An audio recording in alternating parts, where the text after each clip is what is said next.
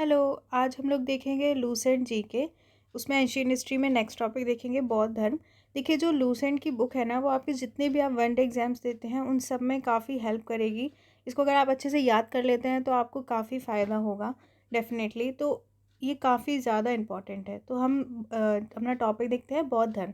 देखिए, बौद्ध धर्म वाला टॉपिक ऐसा है कि इससे हमेशा एग्ज़ाम में क्वेश्चंस आ जाते हैं।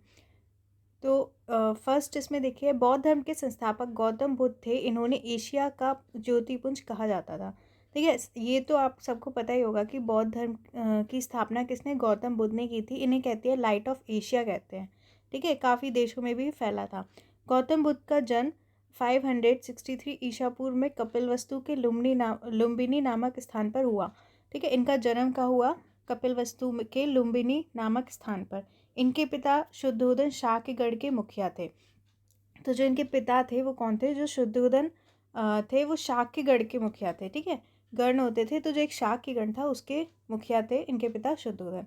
ठीक, इनको ना फैक्ट हैं तो आप बार बार इनको पढ़िए, लिखिए, ऐसे ही याद होंगे। तो इनका जन्म कहाँ हुआ था? ठीक है, 563 ईसा पूर्व में कपिलवस्तु के लुम्बिनी नामक स्थान पे। इनके पिता शुद्धोधन जो थे वो शाक्यगढ़ के मुखिया थे। इनकी माता माया देवी की मृत्यु इनके जन्म के 7वें दिन ही हो गई थी। तो इनकी जो माता थी, तो उनका नाम माया देवी था, लेकिन उनकी मृत्यु क्या है, जन्म के 7वें दिन ही जब वो हुए तभी हो गई थी। इनका लालन पालन इनकी सौतेली माँ प्रजापति गौतमी ने किया था। तो इनको पाला किसने था? इनकी जो सौतेली माँ थी प्रजापति गौतमी। ठीक, इस इधर पे साइड में दिया हुआ है बुद्ध के जीवन से संबंधित बौद्ध धर्म के प्रतीक। तो इनके जो जीवन है उससे रिलेटेड कुछ बौद्ध धर्म के प्रतीक हैं।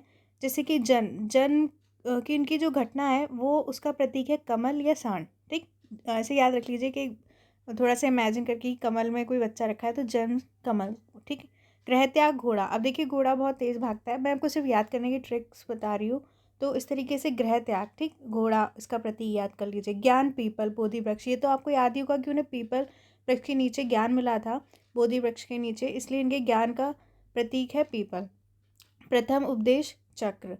ठीक है, चक्र से याद रखिए, प्रथम उपदेश चक्र। निर्वाण पद चिन्ह।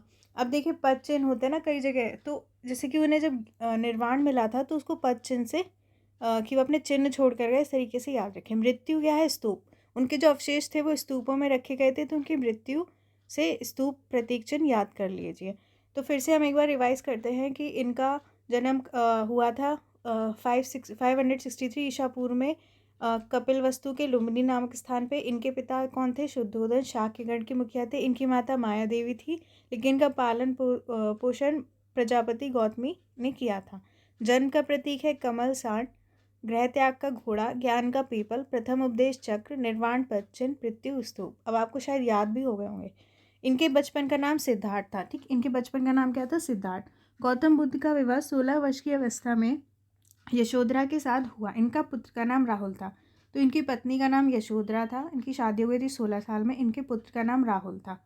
ठीक है, सिद्धार्थ जब कपिलवस्तु की सैर पर निकले तो उन्हें निम्न 4 दृश्यों को क्रमशः देखा: एक बूढ़ा, एक बीमार व्यक्ति, एक शव, एक सन्यासी। अब ये चीज़ें बहुत देखिए, पहले जैसे उनकी जो स्टोरी है उसमें है कि उनको मतलब कोई किसी जो अ, अ, कोई थे, ठीक है, साधु, सॉरी एकदम मुझे वर्ड याद नहीं आ रहा था। तो एक साधु थे, उन्होंने पहले ही इनके भविष्यवाणी कर दी थी। तो इनको काफ़ी अच्छे से रखा गया था। लेकिन जब क्या है, एक बार ये सैर पर निकले तो इन्हें 4 दृश्य दिखे। एक बूढ़ा व्यक्ति दिखा, एक बीमार व्यक्ति, एक शव, एक सन्यासी। ये देखकर ना वो बहुत मतलब व्यथित हो गए। उन्होंने उसके बाद ही गृह त्याग किया। तो फिर से एक बार रिवीजन करते हैं। तो इनका आप जन्म कब हुआ था? 563 ईसा पूर्व में कपिलवस्तु के लुम्बिनी में। पिता थे शुद्धोधन शाक्यगढ़ के। माता माया देवी थी। सौतेली माँ थी प्रजापति गौतमी। वाइफ थी यशोधरा। बेटा उनका राहुल था। उन्होंने 4 दृश्य देखे: एक बूढ़ा व्यक्ति, एक बीमार व्यक्ति, एक शव, एक सन्यासी। ऐसे याद रख लीजिए। ठीक है, एक मतलब जो बूढ़ा व्यक्ति है वो बीमार है, ठीक है, फिर शव से आगे याद रख लीजिए, और सन्यासी। इन्होंने 4 चीज़ें देखी। फिर क्या है, संसारिक समस्याओं से व्यथित होकर सिद्धार्थ ने 29 वर्ष की अवस्था में गृह त्याग किया, जिसे बौद्ध धर्म में महाभिनिष्क्रमण कहा जाता है। ठीक है, इन्होंने क्या है, 29 वर्ष की अवस्था में घर छोड़ दिया था ये सब देख के, जिसे बौद्ध धर्म में क्या कहते हैं? महाभिनिष्क्रमण। जब उन्होंने घर छोड़ा, अभी मैंने आपको बताया था कि गृह त्याग क्या मतलब प्रतीक था, तो घोड़ा था, आपको याद हो गया होगा। तो इस घटनाओं को बौद्ध धर्म में कहते हैं महाभिनिष्क्रमण। गृह त्याग करने के बाद सिद्धार्थ बुद्ध ने वैशाली के अलार कलाम से सांख्य दर्शन की शिक्षा ग्रहण की। तो जब इन्होंने घर छोड़ा तो क्या है, जो सिद्धार्थ थे, मतलब उनके बचपन का नाम सिद्धार्थ था, लेकिन बाद में बुद्ध ने क्या है वैशाली के थे अलार कलाम, ठीक, उनसे क्या है सांख्य दर्शन की शिक्षा ग्रहण करी। अलार कलाम सिद्धार्थ के प्रथम गुरु हुए जिसने उन्होंने शून्य का ज्ञान प्राप्त किया। तो ठीक है, उनके ये अलार कलाम उनके फर्स्ट गुरु थे जिनसे उन्होंने क्या है शून्य का ज्ञान प्राप्त किया। अलार कलाम के बाद सिद्धार्थ ने राजगीर के रुद्रक रामपुत्र से शिक्षा ग्रहण की, जिससे उन्होंने योग का ज्ञान प्राप्त किया। तो सेकंड गुरु इनके कौन थे, राजगीर के, आर से याद रखिए, राजगीर के, आर से ही रुद्रक रामपुत्र, जिससे इन्होंने योग की शिक्षा ग्रहण की। तो ठीक है, इन्होंने 4 दृश्य देखे, एक बूढ़ा व्यक्ति, एक बीमार व्यक्ति, एक शव, एक सन्यासी। फिर 29 वर्ष की अवस्था में इन्हें घर छोड़ दिया, इसको कहते हैं महाभिनिष्क्रमण। इनके फर्स्ट गुरु थे वैशाली के अलार कलाम, जिससे उन्होंने सांख्य दर्शन की शिक्षा ली, जिससे उन्होंने शून्य का ज्ञान प्राप्त किया। सेकंड थे राजगीर के रुद्रक रामपुर, जिससे उन्होंने योग की शिक्षा प्राप्त करी। ठीक, उरुवेला में सिद्धार्थ को कौंडिल्य, वप्पा, भादिया, महानामा, अस्सागी नामक 5 साधक मिले। ठीक है, तो उरुवेला में क्या हुआ, इनको 5 साधक मिले जिनके नाम थे कौंडिल्य, वप्पा, भादिया, महानामा और अस्सागी। याद रख लीजिए, 2-3 बार रिवाइज ऐसे बोल लीजिए, कौंडिल्य, वप्पा, भादिया, महानामा, अस्सागी। तो फिर इसके बाद आगे क्या हुआ, बिना अन्न जल ग्रहण के 6 वर्ष की कठिन तपस्या के बाद 35 वर्ष की आयु में वैशाख की पूर्णिमा की रात निरंजना फल्गु नदी के किनारे पीपल वृक्ष के नीचे सिद्धार्थ को ज्ञान प्राप्त हुआ। तो 29 साल के थे तब उन्होंने घर छोड़ा था। फिर उन्होंने 6 साल क्या है बिना खाए पिए बहुत कठोर तपस्या करी, और 35 साल के जब हुए तब उन्हें क्या है, कौन सा दिन था, वैशाख की पूर्णिमा की रात, कौन सी नदी, निरंजना फल्गु नदी के किनारे पीपल वृक्ष के नीचे इनको ज्ञान प्राप्त हुआ। ये याद रखिए कहाँ हुआ, कब हुआ। ज्ञान प्राप्ति के बाद सिद्धार्थ बुद्ध के नाम से जाने गए, वह स्थान बोध गया कहलाया। तो इसके बाद पहले इनका नाम सिद्धार्थ था, बाद में ये बुद्ध के नाम से जाने गए, और वो स्थान क्या हो गया, बोध गया। ठीक है, तो फिर से एक बार रिवाइज करते हैं। उरुवेला में इनको 5 साधक मिले, कौंडिल्य, बप्पा, भादिया, महानामा और सागी। 6 वर्ष की कठोर तपस्या के बाद 35 वर्ष की आयु में इन्हें वैशाख की पूर्णिमा की रात निरंजना फल्गु नदी के किनारे पीपल वृक्ष के नीचे ज्ञान प्राप्त हुआ। इसके बाद वो बुद्ध कहलाए और वो स्थान बोध गया कहलाया। बुद्ध ने अपना प्रथम उपदेश सारनाथ ऋषिपट्टनम में दिया, जिसे बौद्ध ग्रंथों में धर्म चक्र प्रवर्तन कहा गया है। तो इन्होंने अपना फर्स्ट उपदेश कहाँ दिया था, सारनाथ में दिया था, जिसको ऋषिपट्टनम भी बोलते हैं, जिसमें बौद्ध धर्मों में धर्म चक्र प्रवर्तन कहा गया। गृह त्याग को क्या कहा गया था बताइए, तो महाभिनिष्क्रमण कहा गया था, और प्रथम उद्देश्य को धर्म चक्र प्रवर्तन कहा गया। ऐसे याद रखिए कि धर्म का चक्र चला, कुछ भी बना के आप बस याद रखने की कोशिश करिए। तो प्रथम उपदेश ने सारनाथ में दिया था। ये वाले क्वेश्चंस बहुत आते हैं, अच्छे से इनको बार बार रिवाइज करके याद कर लीजिए। बुद्ध ने अपने उपदेश जनसाधारण की भाषा पाली में दिए। तो इनकी जो भाषा थी, इन्होंने पाली भाषा में अपने उपदेश दिए। बुद्ध ने अपने उपदेश कौशल, वैशाली, कौशाम्बी और अन्य राज्यों में दिए। ठीक है, सर्वाधिक उपदेश कौशल देश की राजधानी श्रावस्ती में दिए। अब इनने अपने उपदेश कहाँ कहाँ दिए, ये पता है, ऐसे क्वेश्चन आ जाते हैं कि बुद्ध से रिलेटेड कौन कौन से स्थान है, तब आप कंफ्यूज हो जाएंगे, आपको लगेगा ये भी हो सकता है। तो देखिए, इनने उपदेश दिए कौशल, वैशाली, कौशाम्बी। अब एक ट्रिक बताऊँ कि सब में शाशा आ रहा है, तो थोड़ा सा ऐसे कनेक्ट कर लीजिए, कौशल, वैशाली, कौशाम्बी और अन्य राज्यों में दिए। और सबसे ज़्यादा दिए कौशल देश की राजधानी श्रावस्ती में सबसे ज़्यादा उपदेश दिए। इनके प्रमुख अनुयायी शासक थे बिंबिसार, प्रसेनजीत, उदयन। तो इन जो शासक इनके जो अनुयायी थे वो इसमें कौन कौन आता है, बिंबिसार, प्रसेनजीत, उदयन। तो फिर से रिवाइज कर लेते हैं एक बार, जो हम जहाँ तक हमने देखा था। तो देखिए, इनने प्रथम उपदेश कहाँ दिया, सारनाथ में, जिसे धर्मचक्र प्रवर्तन कहते हैं। इनकी भाषा थी पाली। इनके सबसे इनने अपने उपदेश कौशल, वैशाली, कौशाम्बी में दिए। सबसे ज़्यादा कौशल देश की राजधानी श्रावस्ती में दिए। शासक जो इनके अनुयायी थे वो थे बिंबिसार, प्रसेनजीत, उदयन। अभी आपको तो लग रहा होगा कि हमें याद हो रहा है, लेकिन जब जैन धर्म से कंपैरिजन करेंगे ना, तब देखना आप बहुत ज़्यादा आपको कन्फ्यूज़न होगा। देखिए, बुद्ध की मृत्यु 80 वर्ष की अवस्था में 483 ईसा पूर्व में कुशीनारा, देवरिया, उत्तर प्रदेश में चुंद नामक अर्पित भोजन करने के बाद हो गई, जिसे बौद्ध धर्म में महापरिनिर्वाण कहा गया। तो देखिए, इनके सब नाम है। उन्होंने प्रथम उपदेश दिया धर्मचक्र परिवर्तन, ठीक है, प्रवर्तन। और फर्स्ट जब वो घर छोड़ा था उन्होंने, तो उसको महाभिनिष्क्रमण, और जब इनकी मृत्यु हुई तो महापरिनिर्वाण उसको कहा गया। कब हुई? 80 वर्ष में, ठीक है, 483 ईसा पूर्व कुशीनारा में हुई थी, ये याद रखिए। कुशीनारा जो देवरिया अब उत्तर प्रदेश में, वहाँ पे इनकी मृत्यु हुई थी। और बौद्ध धर्म में इसे परिनिर्वाण कहा गया। मल्लू ने अत्यंत सम्मानपूर्वक बुद्ध का अंत्येष्टि संस्कार किया। तो एक बार रिवाइज करते हैं, ठीक है। इनने अपने उपदेश दिए पाली भाषा में, ये याद रखिए, ठीक है। और कहाँ पे इनकी मृत्यु हुई? कुशीनारा में। 483 ईसा पूर्व हो गई। और इनकी मृत्यु को कहा गया महापरिनिर्वाण। कुशीनारा कहाँ है? देवरिया उत्तर प्रदेश में। देखिए, एक अनुश्रुति के अनुसार मृत्यु के बाद बुद्ध के शरीर के अवशेषों को 8 भागों में बांटकर उन पर 8 स्तूपों का निर्माण कराया गया। तो देखिए, एक जो अनुश्रुति है उसके अनुसार क्या है कि जब इनकी मृत्यु हो गई थी तो मतलब अनुश्रुति मतलब ऐसा सुनने मतलब कहा गया कि क्या है कि उनकी मृत्यु के बाद उनके शरीर के अवशेषों को 8 भागों में बांटकर उस 8 स्तूपों का निर्माण किया गया। मतलब उनके शरीर के अवशेष जो 8 स्तूपों में रखे गए। बुद्ध की जन्म मृत्यु की तिथि को चीनी परंपरा में कैंटोन अभिलेख के आधार पर निश्चित किया गया है। तो इनकी जो तिथि है जन्म की और मृत्यु की, उसको क्या है? चीनी परंपरा के कैंटोन अभिलेख है, उसके आधार पर निश्चित किया गया है। बौद्ध धर्म के बारे में हमें विशद ज्ञान त्रिपिटक, विनय पिटक, सुत्त पिटक, अभिधम्म पिटक से प्राप्त होता है। तीनों पिटकों की भाषा पाली है। थेरवाद मत की पाली त्रिपिटक सबसे पुराना है। तो देखिए, इनके बारे में हमें ज्ञान कहाँ से प्राप्त होता है? त्रिपिटक ग्रंथ जो हैं है, विनय पिटक, सुत्त पिटक और अभिधम्म पिटक। इनकी भाषा क्या है? पाली। इन्होंने पाली भाषा में ही अपना भाषण दिया, उपदेश दिया था। थेरवाद मत की पाली त्रिपिटक सबसे पुरानी है। तो ठीक है। तो देखिए, एक फिर से रिवाइज करता है। एक अनुश्रुति के अनुसार क्या है कि इनकी शरीर के 8 अवशेष को के 8 अवशेषों में बांटकर उसको 8 स्तूपों को का निर्माण किया गया। और इनकी जो जन्म मृत्यु की तिथि है वो चीनी परंपरा के कैंटोन अभिलेख के आधार पर निश्चित है।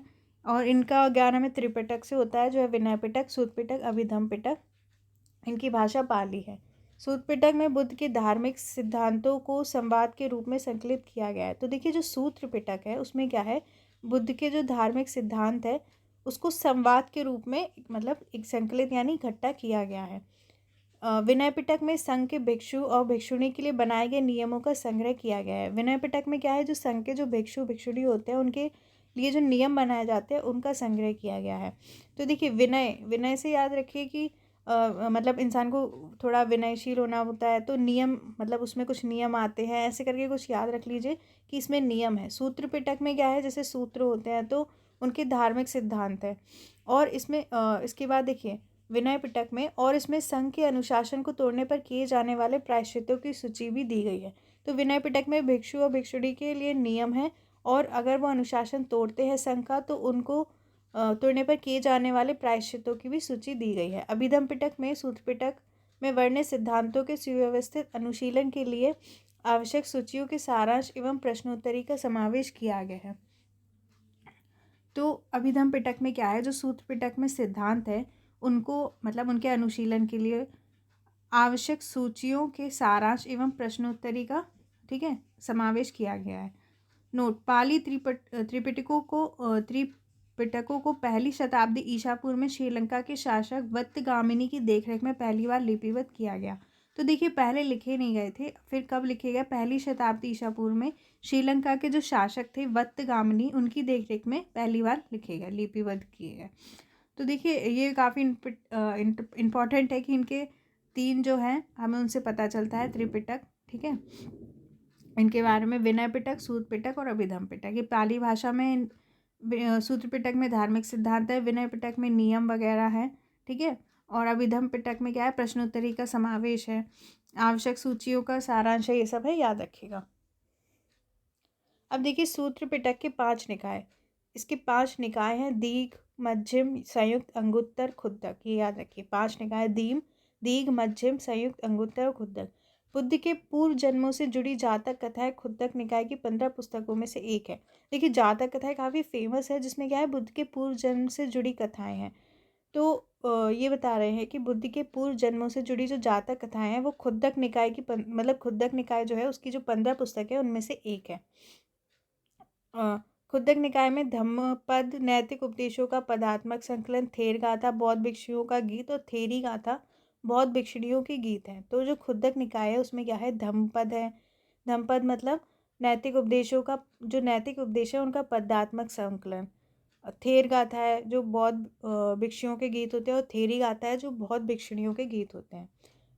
देखिए बौद्ध धर्म जो है मूलतः अनीश्वरवादी है, इसमें आत्मा की परिकल्पना नहीं की गई है। ये बहुत इंपॉर्टेंट है कि जो बौद्ध धर्म है वो ईश्वर को नहीं मानता है। ये पूछते हैं इसमें आत्मा को भी नहीं मानते हैं। बौद्ध धर्म में पूर्व जन्म की मान्यता है, लेकिन पूर्व जन्म को मानते हैं।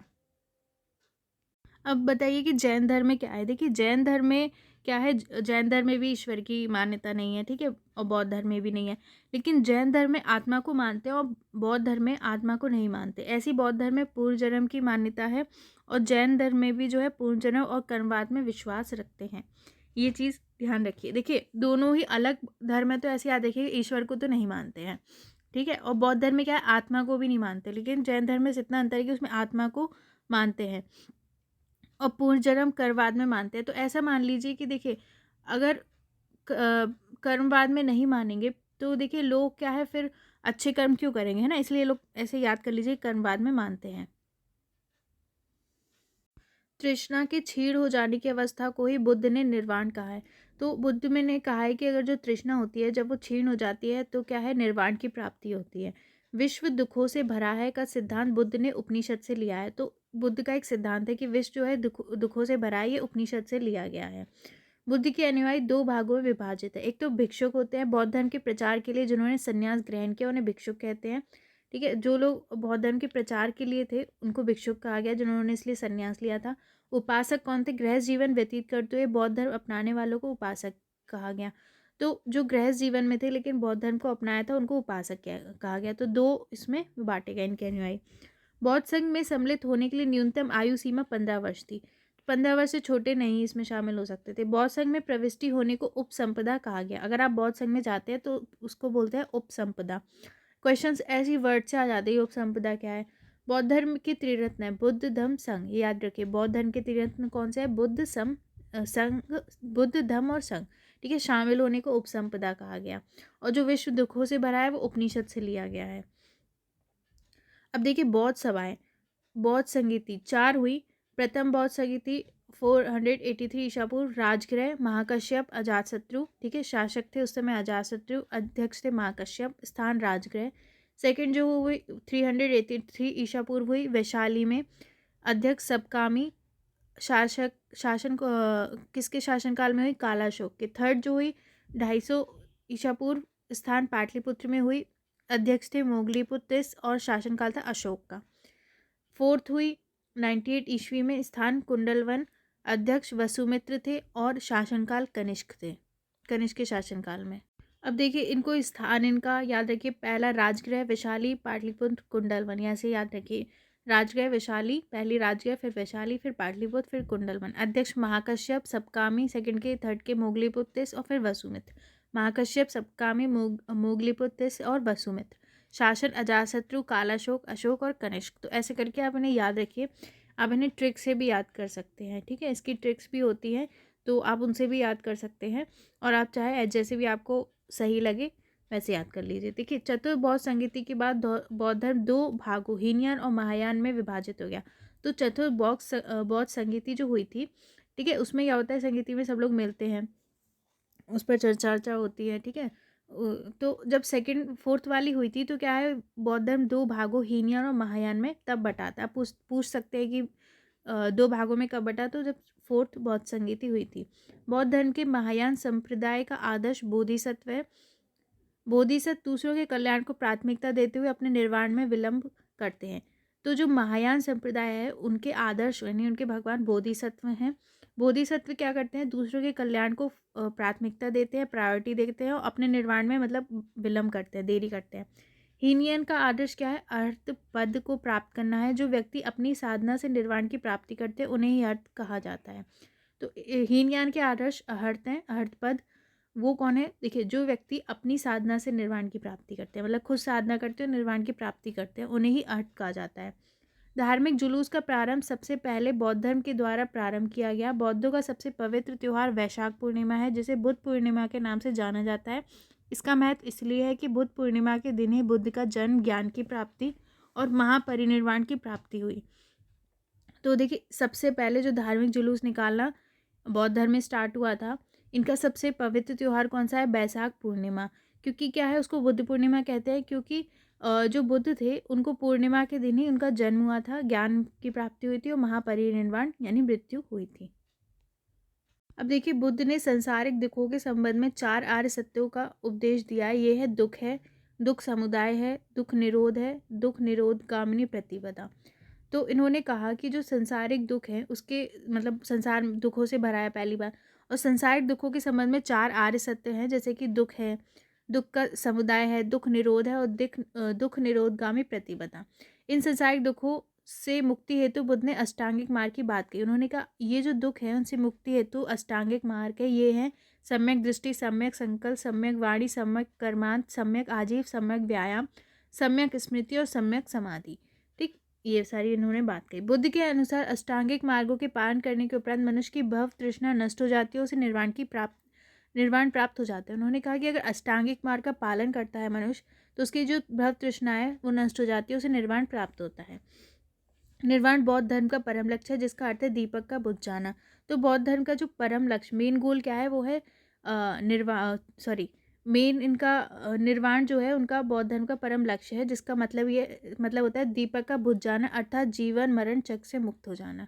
निर्वाण मतलब क्या है? जीवन जो मरण का जो चक्र है आप उससे मुक्त हो जाते हैं। बुद्ध ने निर्वाण प्राप्ति को सरल बनाने के लिए निम्न 10 शीलों पर बल दिया। तो कैसे निर्वाण मिल सकता है? तो आपको 10 शील अपनाने होंगे। उसमें कौन कौन सा है? अहिंसा, सत्य, अस्तेय, अस्तेय मतलब चोरी ना करना, अपरिग्रह मतलब किसी प्रकार की संपत्ति ना रखना, मद्य सेवन ना करना, असमय भोजन ना करना, सुखप्रद बिस्तर पर नहीं सोना, धन संचय ना करना, स्त्रियों से दूर रहना और नृत्य गान आदि से दूर रहना। देखिए गृहस्थों के लिए केवल प्रथम 5 शील तथा भिक्षुओं के लिए 10 शील मानना अनिवार्य है। तो जो गृहस्थ है वो 5 शील मान सकते हैं और जो भिक्षु है उनको 10 शील मानना अनिवार्य है। बुद्ध ने मध्यम मार्ग, मध्यमा प्रतिपदा का उपदेश किया, मतलब मध्यम मार्ग अपनाना चाहिए। अनीश्वरवाद के संबंध में बौद्ध धर्म और जैन धर्म में समानता है। तो देखिए दोनों ईश्वर को नहीं मानते, मैंने आपको बताया था। जातक कथाएं प्रदर्शित करती है कि बोधिसत्व का अवतार मनुष्य रूप में ही हो सकता है तथा पशुओं के रूप में भी। जो जातक कथाएं हैं वो कहती है कि जो बोधिसत्व है वो मनुष्य के रूप में भी आ सकते हैं, पशुओं के रूप में भी उनका अवतार हो सकता है। बोधिसत्व के रूप में पूर्वजन्मों की दीर्घ श्रृंखला के अंतर्गत बुद्ध ने शाक्य मुनि के रूप में अपना अंतिम जन्म प्राप्त किया, किंतु इसके उपरांत मैत्रेय और अन्य अनाम बुद्ध अभी अवतरित होने शेष है। तो देखिए आगे इसमें क्वेश्चन आया था कि उनके मतलब किस नाम से अभी उनको अवतरित होना शेष है।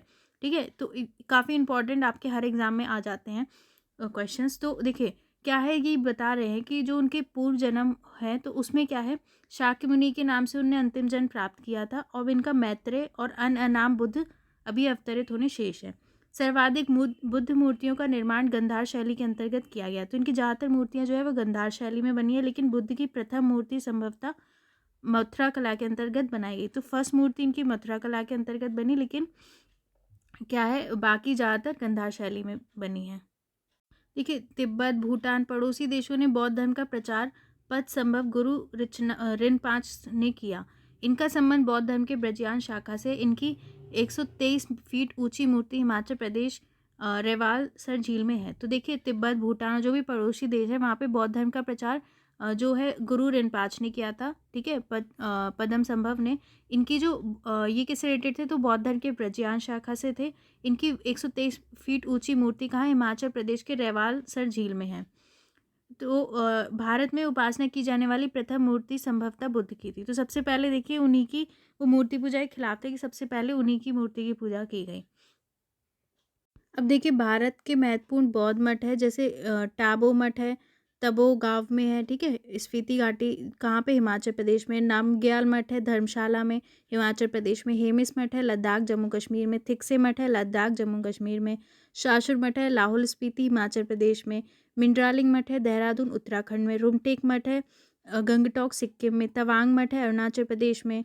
ठीक है, अरुणाचल प्रदेश में है। नामड्रालिंग मैसूर कर्नाटक में है। ठीक है, और बोधि मंठा मठ बोधगया बिहार में है। ठीक है, यहाँ पर हमारे टॉपिक खत्म होता है। नेक्स्ट हम नेक्स्ट वीडियो में देखेंगे। अगर आपको पसंद आए तो please like, comment, share, subscribe also. Thank you.